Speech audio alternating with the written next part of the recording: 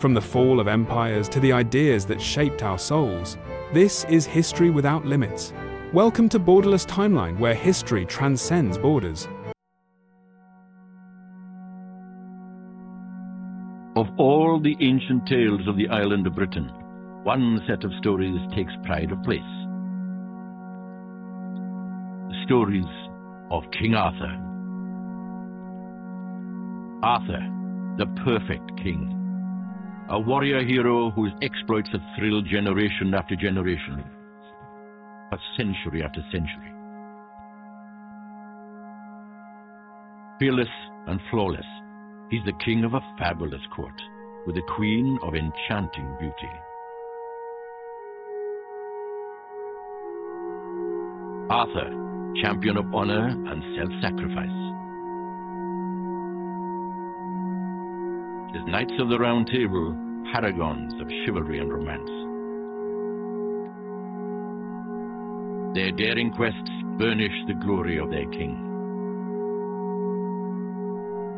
And they fight for justice on his behalf. Arthur's genesis may be lost in the mists of time, but his values still speak to us today. His ideals have inspired presidents and protesters, democrats and dictators all around the modern world. Even the manner of his passing seems to comfort the defeated and downtrodden. One day, if the myth can be believed, all that they hope for may come again.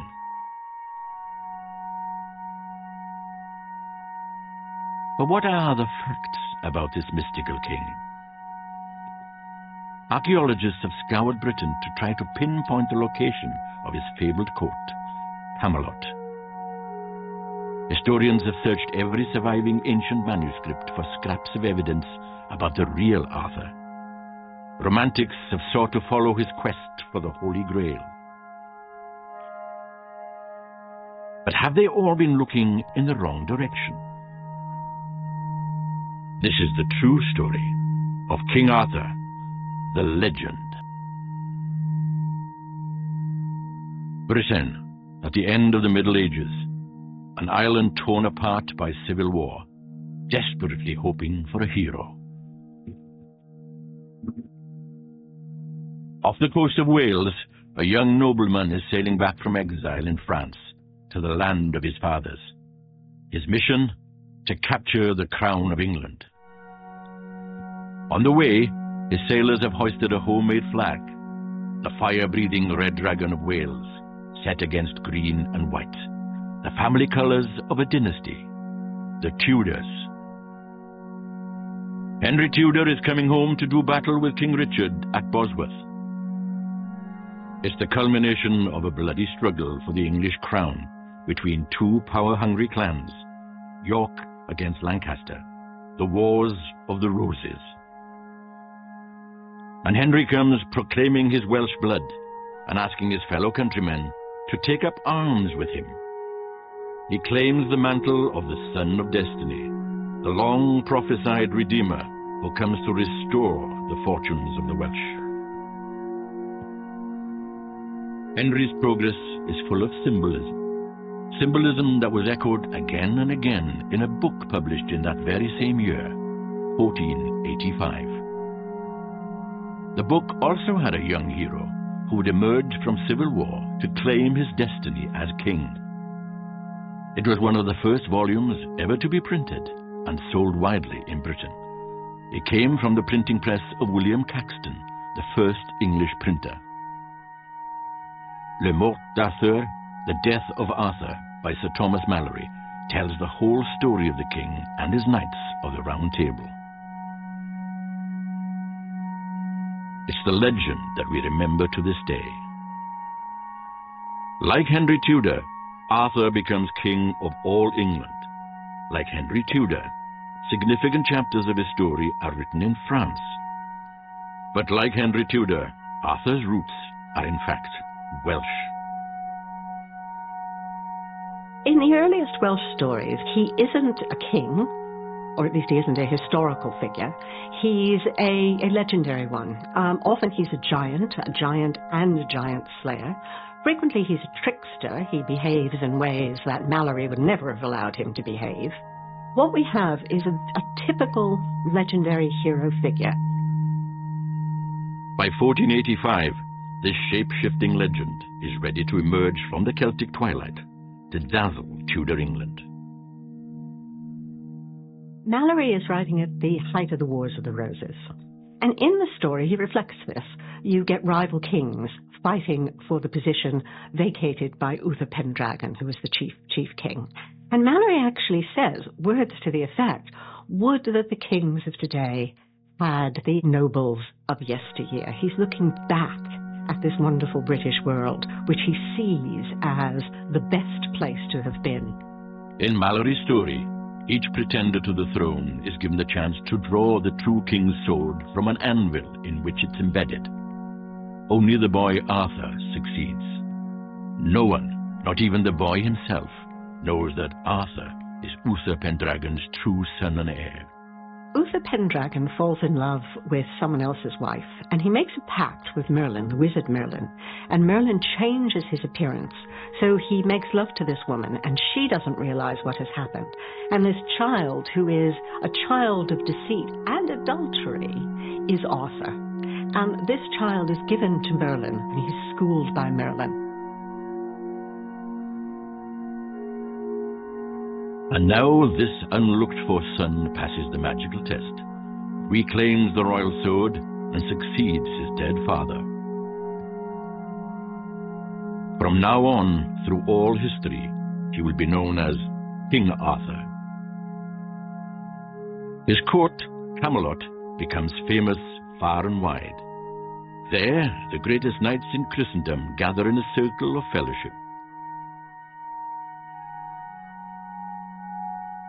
They commit themselves to fight for honor, free the oppressed, defend the powerless.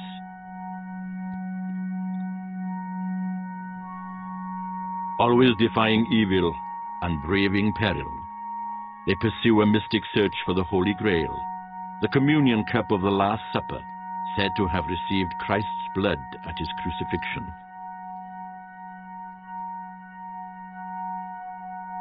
No knight is more courageous than Lancelot.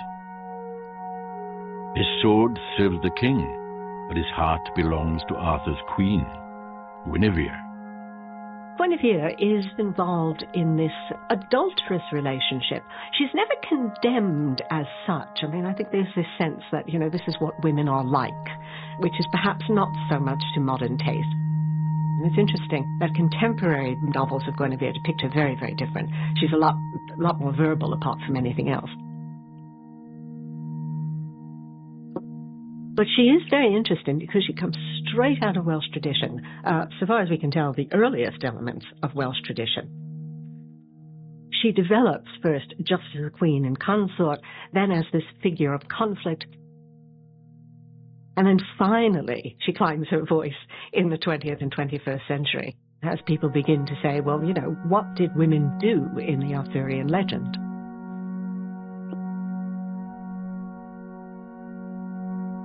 Guinevere and Lancelot are drawn ever more intimately together.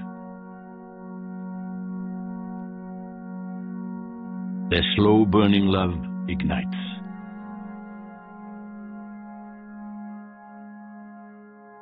It will destroy this perfect kingdom.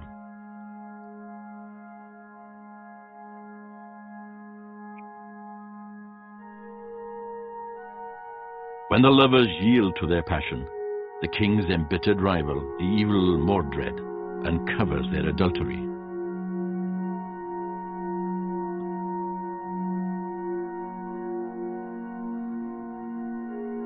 Arthur's court is rocked to its foundations. The king must condemn his queen to death.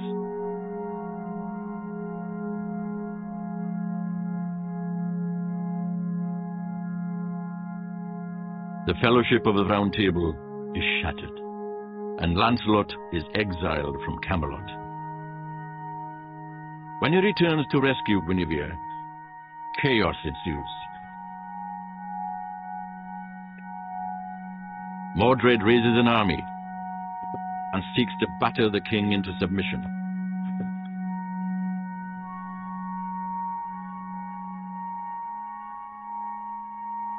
In a terrible battle, the Knights of the Round Table perish.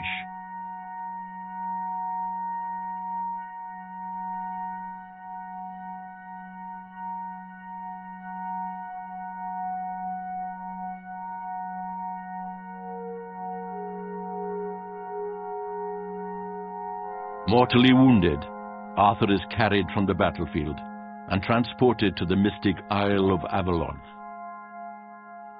There he will sleep through time, neither living nor dead, until, it is said, he will awaken again as the Son of Destiny at the hour of his kingdom's greatest need.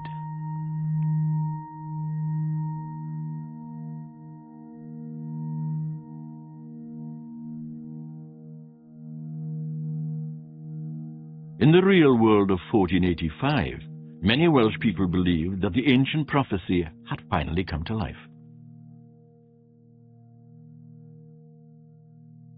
In defeating King Richard on the field of Bosworth, Henry Tudor claimed the crown of England.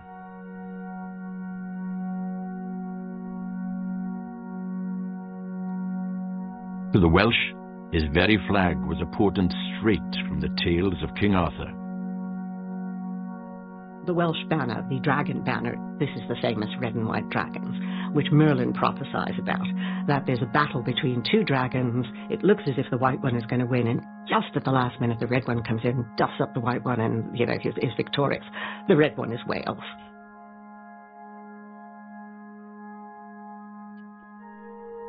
Now, while it's controversial just exactly how much of this stuff Henry actually used, his firstborn son, whom he sends to Leominster, which is in the Welsh marshes, to rule as Prince of Wales, and he gives him a very special name, Arthur.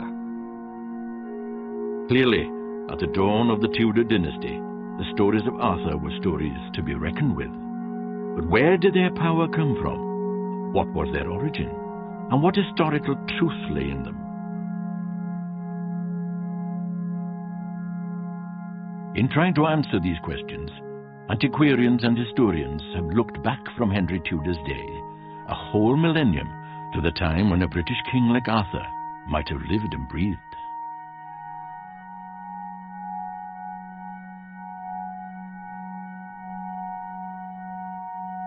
In the centuries after the Roman Empire collapsed, the native peoples of southern Britain found themselves ringed about by hostile forces.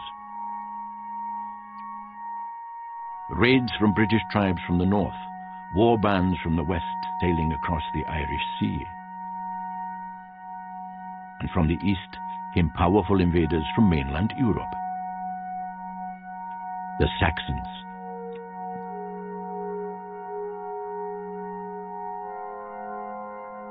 Native warlords were forced to defend their lands and their peoples.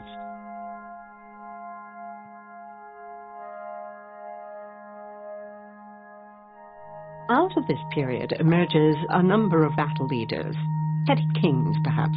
This is the period where people try to say that this king or that king must have been Arthur, and it just doesn't quite work. But what does happen is this image of the battle leader, generous, fierce, a leader of his people. And it's the stories about these figures that eventually historicize the figure of Arthur, so that you get a king, a specific king, a mythical king, who is the savior of his people. So who was this hero figure who turned back the Saxon tide?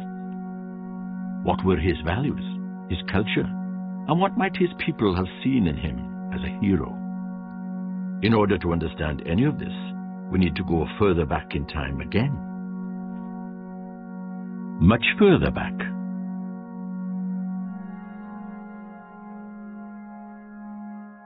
"4 thousand years ago, a new people started to appear on the shores of Britain. Smiths and sages, possessed of a rare magic. They brought with them the secrets of metalworking and a culture we call Celtic.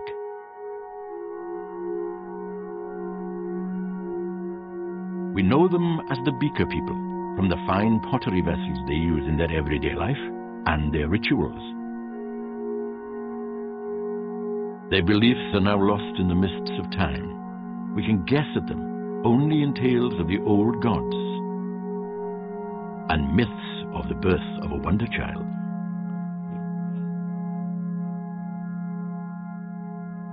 But from generation to generation, their customs and beliefs must have been passed on.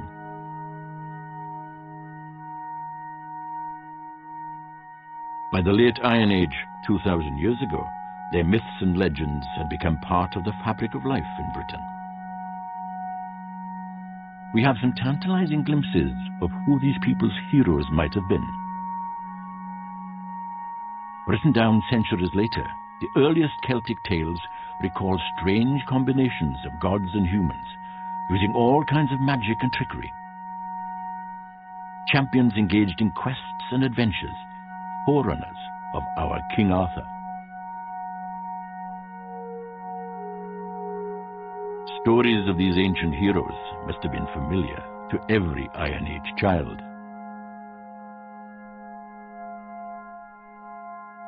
Suddenly, this settled pattern of life was pulled apart.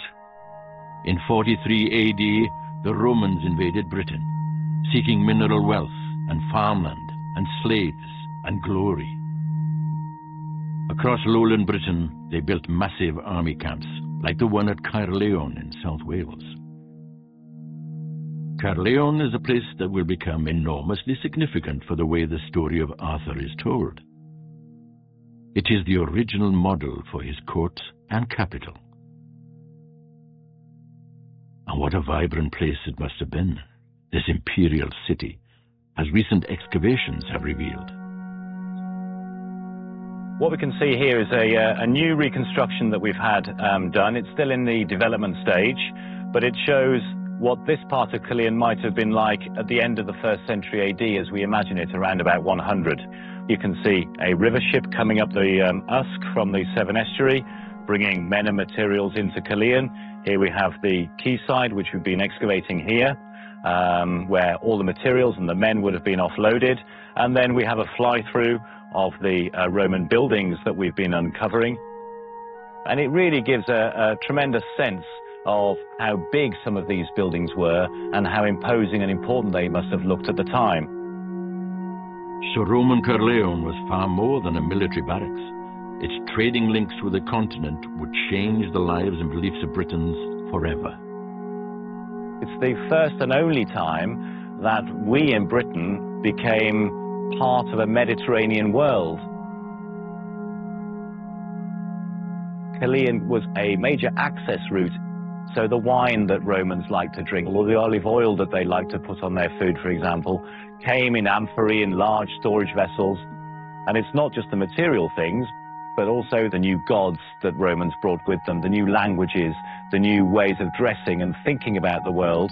These would also have been brought into Western Britain, presumably at places like this. The Romans ruled Britannia for 4 centuries. They bring warm baths and writing and Christianity. It's a legacy which will shape the story of Arthur. But when their empire crumbles, the Romans march out of British history, leaving a power vacuum in southern Britain.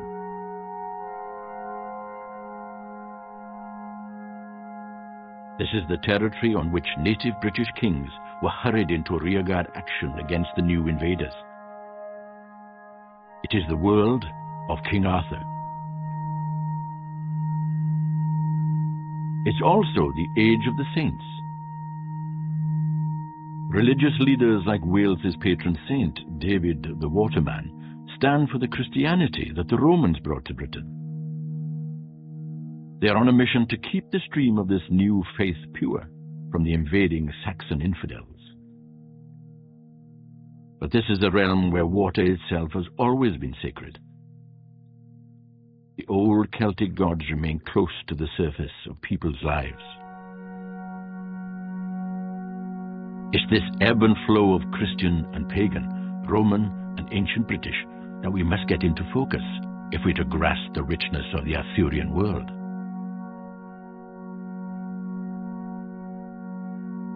But in the fog of war, as the battles with the Saxons intensify, Arthur's own identity is still veiled in mystery. At the beginning of the 6th century, you have a monk, Gildas, who writes about the loss of Britain. And he sort of says, you know, this king and that king weren't up to the task. He's describing a world which is fragmenting almost as he's looking at it. He's actually writing within a generation of Mountbatten. And he mentions the battle, and this is one of the really important battles in the Arthurian legend, but he doesn't mention Arthur. He's one of the great mysteries, one of the great hurdles you have to get over when you're dealing particularly with the historical background of Arthur, is what is going on. Here is this monk who sort of says, well, you know, you lost Britain because you weren't living up to your ideal. Yet if you extrapolate what Gildas is talking about, what you have is the battle leader who is Arthur. Whoever it is that leads the native British at the Battle of Mountbatten, victory there halts the Saxon advance for a generation. In this breathing space, the legend of King Arthur will bloom. Today, this wooded hillside on the outskirts of the Welsh capital, Cardiff, hides its secrets well. Few would now guess that it was once one of the power bases of the ancient British, or that it has a very special place in the story of Arthurian archaeology. This little hill fort dates probably to the period around about 500. It's defended by 3 major banks and ditches, which are really quite massive scale. The finds indicate that this was occupied by people with power and status. They have imported ceramics, pottery from the Mediterranean, probably with wine and olive oil, possibly from Constantinople, from the Aegean, some coming from North Africa, from the Carthage area, objects of status and power. Sparkling riches from an early date. Evidence perhaps that an opulent court like Camelot might have been a reality. The site was investigated by Leslie Alcock, who was the lead archaeologist in Cardiff University in the 1950s. He dug it originally because he thought it was an Iron Age site, and I think much to his amazement hit these very rich deposits of late 5th, 6th, 7th century date. The wealth discovered here at Dinas Powys led Alcock to investigate a site of similar age in the west of England. So Cadbury Hill became associated in the popular mind as the site of Arthur's court. In the 1950s and 60s, historians were trying to work out whether there was a historical Arthur. Camelot and the traditions of courtly love are clearly a much later medieval construction. So we were trying to understand the collapse of the Roman Empire, the emergence of Anglo-Saxon kingdoms, the taking over of Eastern Britain by people speaking essentially a Germanic language. And that was the kind of context that Alcock thought Cadbury and an Arthur figure could fit into. It may not have led to Camelot, but archaeology on sites like this gives us a much clearer picture of the historical world from which Arthur emerged. There is no archaeological evidence for Arthur, but when you see a little strongly built hill fort like this does give you a sense of the kind of people who would have lived here. Round about it, there's good soils, and we think they would be exploiting the resources of the local farms. They would be paying what we call food renders, the equivalent of rents, to the petty king who lived here. This is the kind of figure that Gildas denounces within the historical sources, the kings of Western Britain, who he sees as bad Christians, feeding their warriors and giving treasure to their poets. Petty kings or local heroes, the native British leaders halt the Saxon advance at the borders of the land we now call Wales. Now, Arthur finally enters the historical record. The Historia Brittonum is one of the really interesting texts in the Arthurian legend. Difficult to date.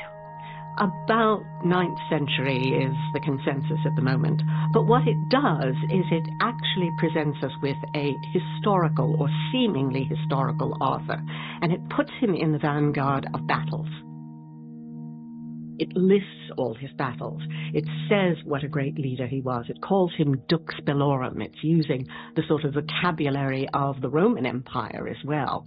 This is the basis on which Arthur seems to be historical. And it's very convincing. It still sort of attracts people to say, no, there must be something historical there. Those controversies aside, what you get from this is a figure who is beginning to change from being a folk-tale figure, someone who kind of dusts up the monsters, to someone who leads men, who can save his country, who is noble and fierce, but fights human battles rather than sort of supernatural ones. The Saxons and the Welsh have fought to a standstill. Between them, no man's land.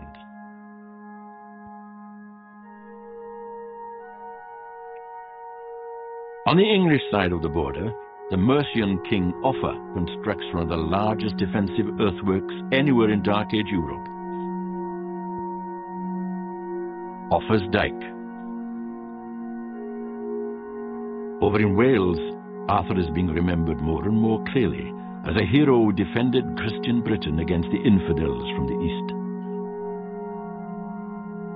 The National Library of Wales in Aberystwyth houses the wonderful manuscripts of the earliest Arthurian tales, the Black Book of Carmarthen and the White Book of Rhydderch. These stories track Arthur's legendary progress around Wales, and they record how he left his name on the landscape itself. This rocky tor in Pembrokeshire, Carn Beaker, overlooks an ancient ring of stones. Tests prove it's very ancient, dating back to Neolithic times. But in Welsh, it's remembered as Bedd Arthur, Arthur's grave, one of several places recorded by antiquity as his resting place. Nearby stands another feature associated with the king. This is Arn Arthur, or Arthur's Stone, one of a legion of places right across Wales which have some sort of reference to the life of this king. He must have ridden his horse very hard, perhaps, because there are not one but two places named after the place where his horse's hoof pressed into the earth. And it seems as if this legendary, maybe historical king has left his imprint right on the map of Wales. You could say this is just a lump of rock, but give it a name and this lump of rock is baptized. And I imagine people actually traversing what is often a very wild terrain, trying to explain why this stone was placed here, and maybe coming up with an explanation long before geologists could ever begin to explain how the ice melts and moves stones like this about. And with their sense of description, coupled with imagination, they call this place Arn Arthur. And whether or not Arthur ever came here doesn't really matter, because someone did think this place mattered enough to give it a name, and through that give it some sort of permanence.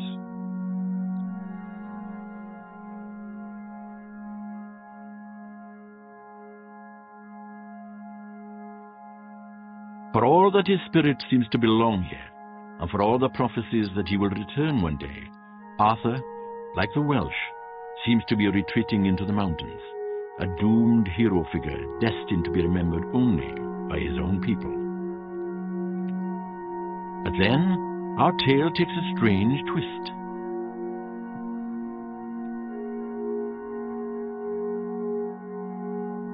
In 1066, the Normans crossed the English Channel from France. William the Conqueror takes the crown of England. The Normans' grip is consolidated by the construction of hundreds of castles. Just a quarter of a century later, they have built the great keep of Chepstow Castle, the gateway to South Wales.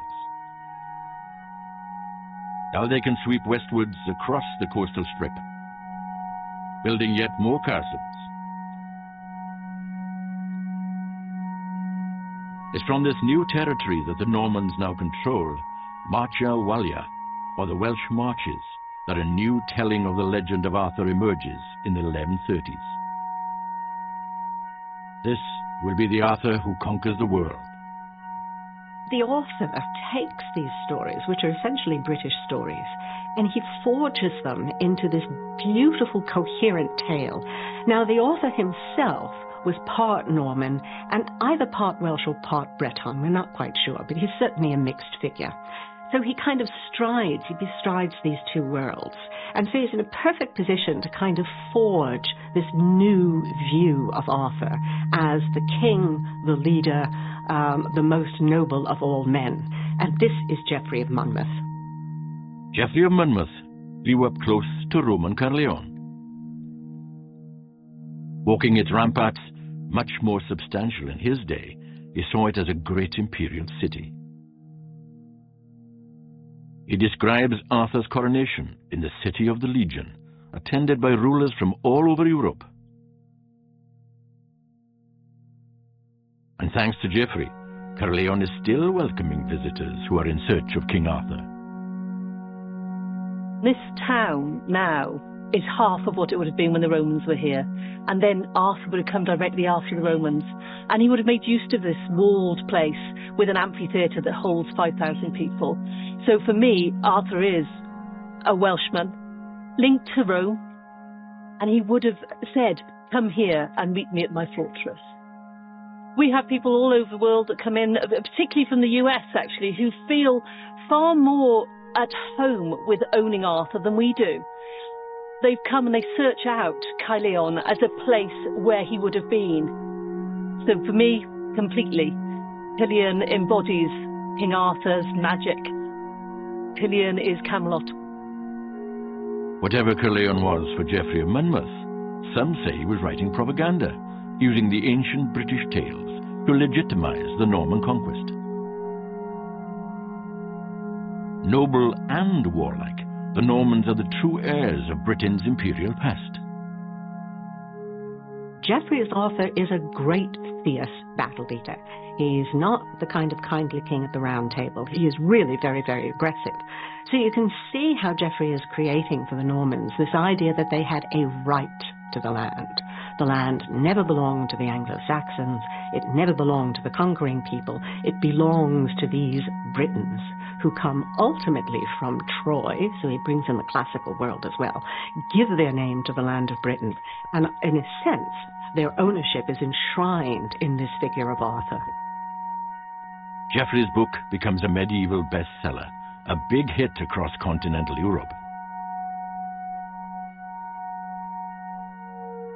Soon, writers in France are adding new strands to the legend, reflecting the courtly culture of the royal castles of the Loire, which would define la vie française for centuries to come.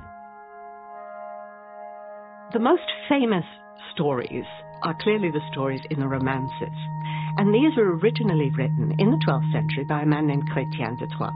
He certainly wrote the Lancelot story for Marie de Champagne, who was the daughter of Eleanor of Aquitaine, who became the wife of Henry II. So you still have this arc between the Normans on the continent and the Normans in Britain.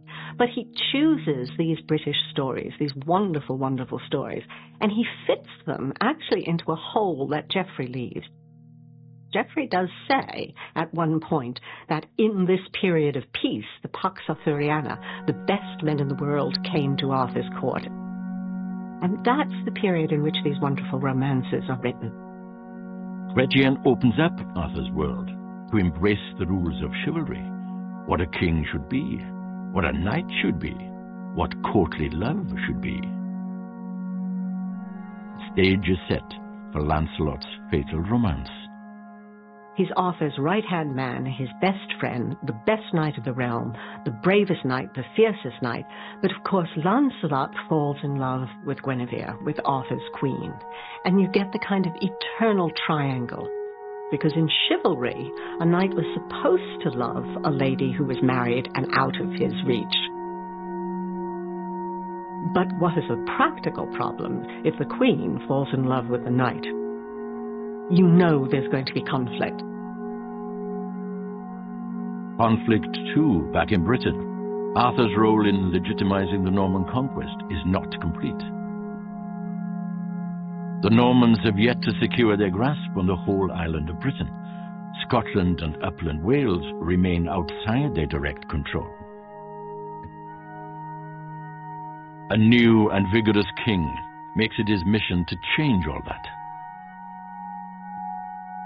Edward I, Edward Longshanks, becomes known as the Hammer of the Scots, and he embarks on the biggest program of castle building anywhere in medieval Europe to crush the troublesome Welsh.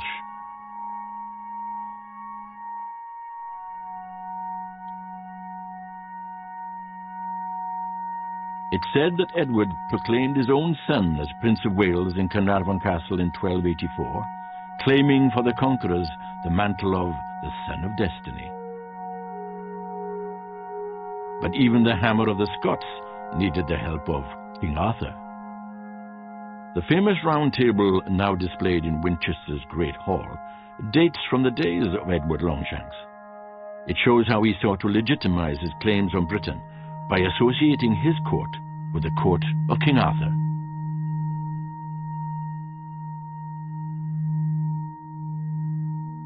Longshanks' grandson, who was Edward III, was also interested in the cult of Arthur. And of course, he takes this notion of the Fellowship of the Round Table, and eventually it becomes the Order of the Garter, these specially selected knights, the best of the best.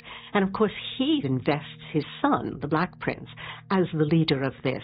So these Arthurian themes are being anglicized and they're being politicized. But Wales remained restless. Soon, in its rebel leader, Owain Glyndŵr, it seemed to have found its own Son of Destiny. Under Glyndŵr, in the first decade of the 1400s, the Welsh took hold of a string of Norman castles.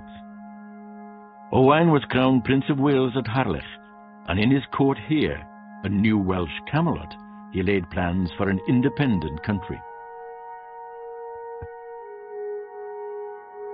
Glyndŵr's Camelot lasted a decade.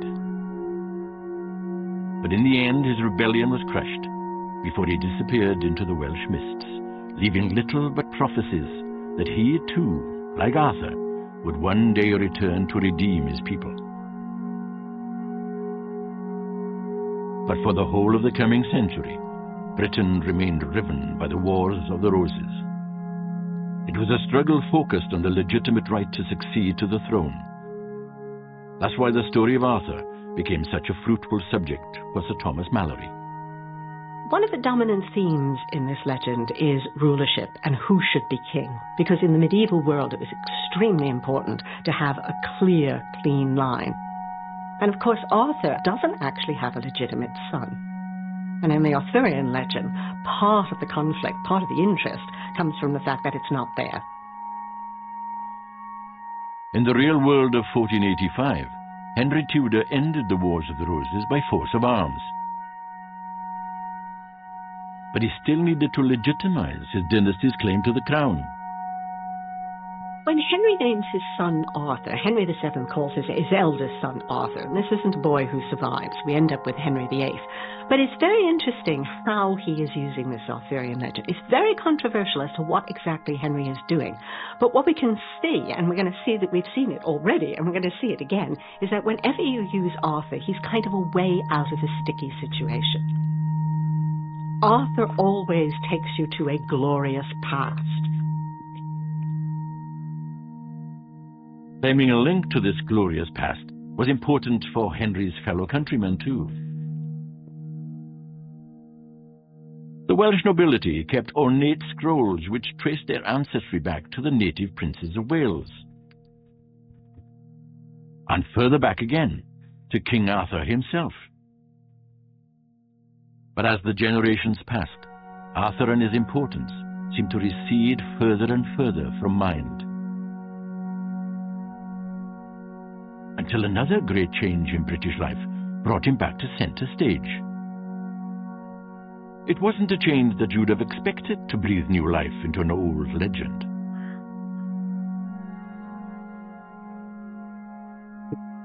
The Industrial Revolution. It heralded the birth of the modern world. Wales was one of its cradles. In the new mechanical age, notions of romance and chivalry seemed outdated. But for some, the squalor of the present was the very inspiration to reclaim the glories of the past. In Merthyr Tydfil, at the heart of the booming iron industry, one privileged incomer was drawn back to the old Welsh tales. Charlotte Guest was an aristocratic lady who was brought up in the southeast of England. She married at the age of 21, married John Guest, who was the owner of Dowlais Ironworks, but she fell in love with the tales of the Mabinogion and set about translating them into English. She says in her introduction that we should claim Wales as the cradle of Arthurian romance, that Wales really is responsible for having introduced these tales to the wider world. In England, too, there was an impulse to escape from the dark satanic mills, back to the purer, more honourable world represented by Camelot. England's poet laureate, Alfred Lord Tennyson, woke Arthur from his long sleep with a little help from Charlotte Guest. She knew Tennyson. She tells us in her diary of how she took tea in Little Holland House with Tennyson, and how her translation influenced his Idylls of the King. Charlotte Guest's translation did appeal to the period, and this is what's so interesting, I think, about Arthur and about the Arthurian tradition. Arthur is in a way a shapeshifter, and the fact that we know so little about him as a historical character, that it's been easy to push him into these various roles and for authors to use him. I'd argue very strongly that behind the Arthur of Malory and Tennyson, Geoffrey of Monmouth, there is a very Welsh Arthur, and that is the original Arthur. Now, this Welsh original goes global. He appeals to all sides in the great ideological conflicts of the 20th century.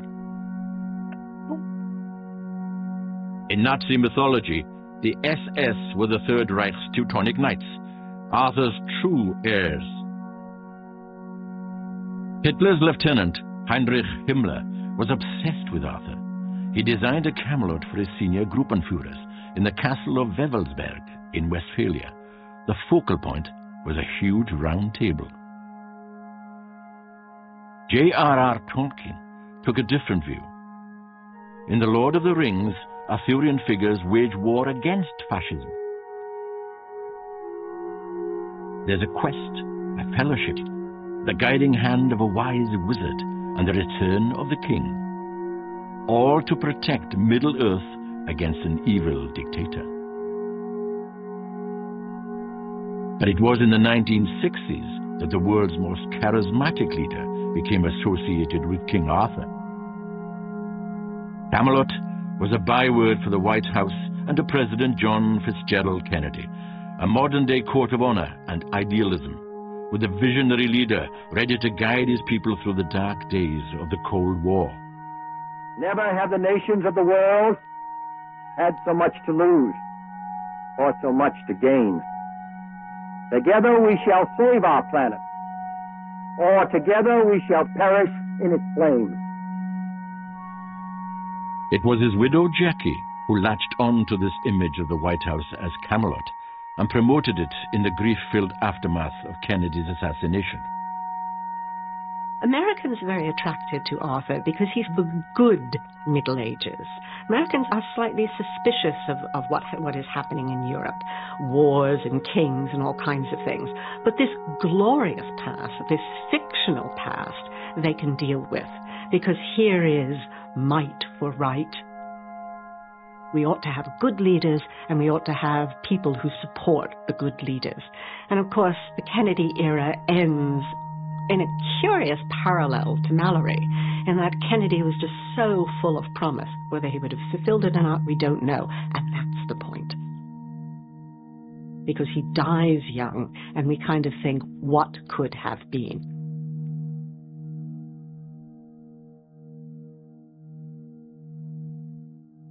A noble leader, departing this life too soon. leaving a grieving widow and a sense of destiny unfulfilled.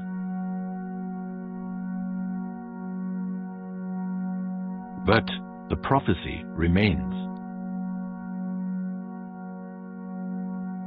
One day he may come again.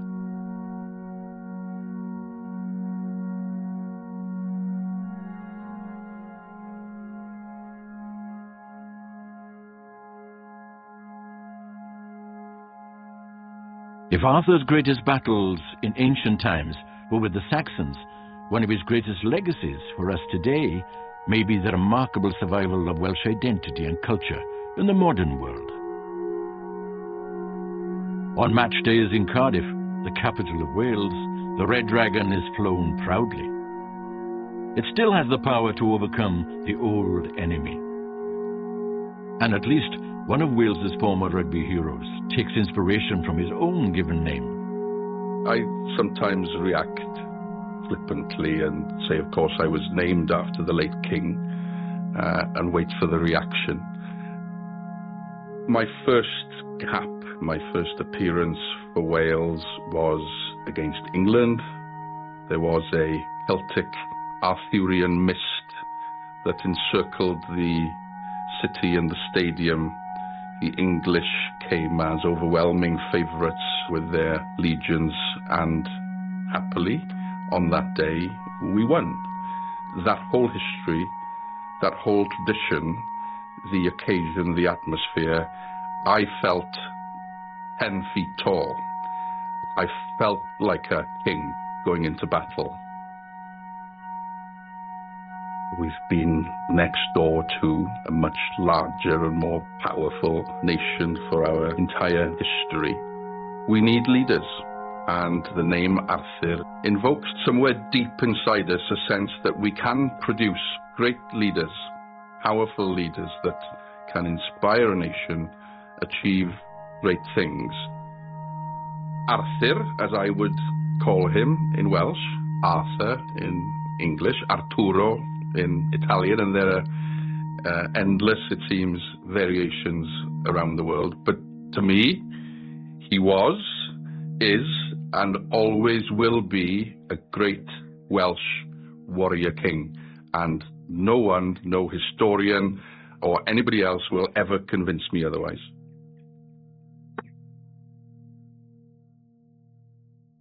King Arthur may be Wales's greatest export. He has become a hero for the whole world, and in a way that transcends the facts of history, a legend for all time.